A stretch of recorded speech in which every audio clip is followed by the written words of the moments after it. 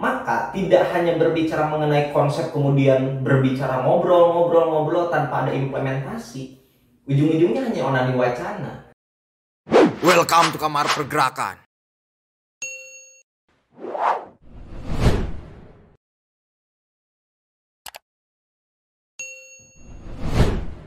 Assalamualaikum warahmatullahi wabarakatuh. Kembali lagi di channel Kamar Pergerakan, yang mana pada kesempatan kali ini saya akan sedikit berbagi mengenai konsepsi di dalam ruang lingkup organisasi. Karena sejatinya apa yang sedang menjadi gagasan besar di dalam pikiran kita itu harus kita implementasikan dalam gerakan nyata. Tidak melulu apa yang kita pikirkan itu cukup hanya dalam pikiran dan kita tidak melakukan apa yang ada di dalam pikiran tersebut, terutama dalam hal gagasan.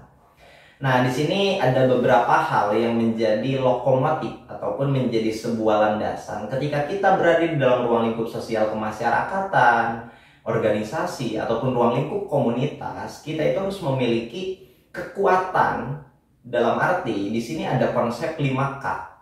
5K di sini itu menjadi dasar untuk sahabat-sahabat yang ingin mengetahui lebih dalam tentang bagaimana kita itu menciptakan ruang yang harmonis, menciptakan ruang yang produktif, dan menciptakan ruang yang mampu membuat diri kita itu terstruktur ataupun bisa tersistematis dalam melaksanakan agenda-agenda, dalam melakukan segala sesuatu yang ingin kita lakukan. Nah, adapun 5K itu yang pertama adalah konsep. Konsepsi di sini, ketika seseorang ingin membuat sebuah agenda, ingin membuat sebuah kegiatan, atau apalah yang dia rencanakan, maka konsep di dalam pikirannya itu harus sudah benar-benar matang. Harus sudah benar-benar dia pikirkan terlebih dahulu. Jangan sampai dia melakukan tanpa memiliki dasar konsep yang jelas. Maka dari itu, konsep itu harus menjadi sebuah acuan yang jelas ketika kita ingin melakukan apapun. Itu yang pertama. Analogi sederhananya, ketika kita ingin melakukan sebuah kegiatan. Nah, misalkan dalam sebuah kepanitiaan, kita itu tidak melulu berbicara mengenai kegiatannya seperti apa dan bagaimana itu langsung dilaksanakan secara teknis. Tetapi harus ada konsep dasar, harus ada skema gagasan yang betul-betul itu bisa dipertanggungjawabkan dalam proses pelaksanaannya. Nah, dalam kepanitiaan tersebut, minimal ketika pembentukan panitia, struktur itu dibagi dan lain sebagainya, maka konsep daripada kegiatan yang akan dilakukan itu seperti apa. Tidak melulu harus dan terus selalu berpikir tentang kegiatannya saja, tetapi konsep dasar kegiatan tersebut itu harus jelas. Nah, yang pertama, konsepsi dalam sebuah kehidupan itu harus betul-betul kita pikirkan secara matang. Itu yang pertama. K yang pertama adalah konsep. Jadi konsep tersebut menentukan kepada K yang 4 lainnya. Nah, setelah adanya konsep di dalam sebuah kepanitiaan, di dalam sebuah struktur kemasyarakatan, maka yang kedua itu harus ada komunikasi. Kenapa komunikasi? Karena konsep yang sudah kita buat itu harus terkomunikasikan dengan struktur-struktur yang ada di dalam kepanitiaan ataupun sosial kemasyarakatan. Tidak bisa kita melakukan hanya sendiri. Karena sejatinya ya ruang lingkup yang kita buat di dalam sebuah organisasi khususnya itu harus ada terkoneksi ataupun terkomunikasikan dengan orang-orang yang lain. Maka dengan demikian konsep yang ada di dalam gagasan kita itu bisa diketahui oleh orang lain. Dan ketika dilaksanakan itu akan lebih mudah karena kita tidak melaksanakannya sendiri. Serta hasilnya pun itu akan lebih efektif menurut saya. Karena apa? Karena ada peribahasa ketika kita jalan sendiri mungkin bisa lebih cepat, tetapi ketika kita jalan bersama-sama itu bisa lebih jauh. Nah, itulah yang menjadi landasan di mana konsep yang sudah kita pikirkan itu harus dikomunikasikan dengan orang lain supaya apa yang sudah kita pikirkan itu bukan hanya kita saja yang melakukan, tetapi orang lain pun dapat bekerja sama ataupun dapat melakukan hal yang sama untuk menciptakan kebaikan dan kebermanfaatan daripada gagasan yang kita miliki.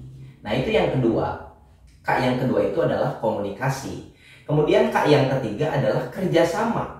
Yang mana ketika tadi konsep yang kita miliki itu sudah dikomunikasikan, maka tidak hanya berbicara mengenai konsep kemudian berbicara ngobrol-ngobrol tanpa ada implementasi. Ujung-ujungnya hanya onani wacana. Tetapi bagaimana caranya konsep yang sudah kita komunikasikan, kita berikan ataupun kita sampaikan, kita diskusikan dengan sahabat-sahabat yang lain, itu bisa dilaksanakan melalui sebuah proses kerjasama. Oke, kita buat strukturnya seperti ini, A, B, C, dan lain sebagainya, sehingga gagasan besar yang ada di dalam pikiran kita itu tidak hanya sebatas menjadi gagasan yang menjadi buih di lautan, tanpa memiliki nilai, tanpa memiliki kebermanfaatan. Tetapi dengan 5K tersebut, salah satunya ketika di konsep yang ada dalam pikiran kita, dikomunikasikan dengan berdiskusi, dengan saling menerima pandangan dan lain sebagainya, maka kita buatlah konsep tersebut menjadi kenyataan dengan bahasa kerjasama. Kerjasama tim itu sangat penting di dalam sebuah agenda setting yang ingin kita buat. Tanpa adanya kerjasama, toh akan sulit kita capai. Apapun yang sudah kita gagas secara organisasi misalnya, ketika itu hanya dilakukan sendiri, itu akan sulit, sahabat. Maka dengan demikian, kerjasama tim di dalam sebuah organisasi itu penting.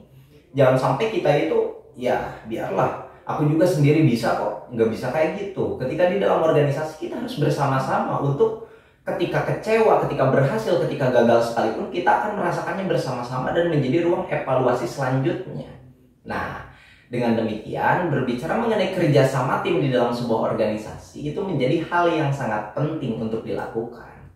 Lalu bagaimana sih menciptakan kerjasama yang solid di dalam organisasi? Maka perlu dibuat sebuah skema. Baik daripada emosionalnya sudah terbangun, daripada tujuannya jelas, sehingga pada akhirnya ketika mereka melaksanakan komunikasi dan bekerja sama itu tidak lagi egois, tidak lagi mementingkan ini urusanku, ini urusanmu, nggak seperti itu. Tetapi semuanya fokus kepada tujuan yang ingin dicapai, yaitu nilai guna dan kebermanfaatan bagi bagi orang lain, terkhusus daripada gagasan yang sudah kita pikirkan. Nah, itu yang ketiga, berbicara mengenai kerjasama. Kemudian yang keempat, setelah kita memiliki konsep, kita komunikasikan dengan orang lain, setelah itu kita lakukan sebuah kerjasama untuk melakukan kegiatan ataupun konsep yang ada dalam pikiran tadi itu, maka harus ada komitmen. Kenapa komitmen? Sejatinya komitmen itu bisa mengikat satu individu dengan individu yang lainnya untuk tetap fokus kepada apa yang ingin dia capai. Tetap memiliki komitmen tersebut itu memberikan keyakinan kepada setiap individu itu untuk mau melakukan, untuk siap berkonsekuensi dengan apa yang dia lakukan, dengan apa yang sudah dia pikirkan, kemudian dia melakukannya, dan pada akhirnya hasilnya seperti apapun itu akan kita terima bersama-sama.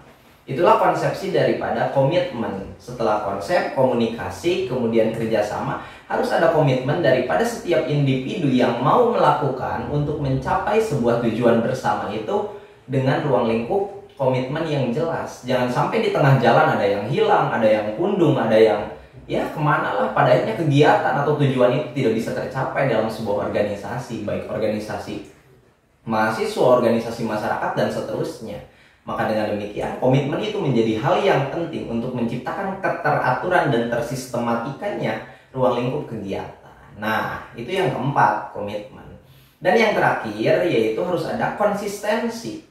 Jangan sampai ketika kita melakukan komitmen tersebut, misalkan tadi dari mulai konsep hingga komitmen kita lakukan, tetapi kita itu tidak konsisten. Ya pada akhirnya udah selesai kegiatan, ya udah, gak ada tindak lanjutnya, gak ada agenda setting yang lain untuk kita tetap bisa melakukan kebaikan, tetap bisa melakukan proses yang lebih dalam daripada tujuan tersebut. Nah, ruang lingkup daripada komitmen, kemudian konsistensi itu harus terus berkelanjutan, sehingga ketika misal level kita 1 naik ke 2, 3, 4 dan seterusnya itu akan lebih jelas. Nah, itu gagasan besar di mana 5K tersebut itu bisa menjadi dorongan lah untuk sahabat-sahabat sekalian. Karena saya belajar di dalam ruang lingkup organisasi tentang hal-hal sederhana terlebih dahulu. Bukan berbicara mengenai toh gerakannya kayak gini, enggak. Tetapi dimulai daripada kita memaknai diri kita di dalam sebuah organisasi itu harus mampu memberikan gagasan, harus mampu memberikan konsep yang jelas, sehingga tujuan daripada organisasi tersebut itu bisa tercapai. Nah, itu yang terpenting di dalam ruang lingkup kebersamaan kita di komunitas, organisasi, dan lain sebagainya, yaitu gagasan yang jelas yang mampu dipertanggungjawabkan. Salah satunya konsepsi 5K tersebut itu menjadi gambaran untuk kita berproses di dalam ruang lingkup organisasi. Jadi yang pertama tadi berbicara mengenai konsep, yang kedua komunikasi, yang ketiga kerjasama, yang keempat itu harus ada komitmen bersama daripada entitas di dalamnya, dan yang terakhir itu harus ada konsistensi yang jelas daripada apa yang kita lakukan. Mungkin seperti itu yang bisa saya sampaikan dalam video kali ini, berbicara mengenai proses berorganisasi supaya menciptakan keteraturan yang positif dan produktif untuk dilakukan oleh sahabat-sahabat. Semoga bermanfaat. Jangan lupa like, komen, dan subscribe channel Kamar Pergerakan. Kemudian kita kedepannya akan terus sharing. Adapun ketika sahabat-sahabat ingin request, kemudian ingin berdiskusi secara langsung, mari kita berdiskusi bersama-sama.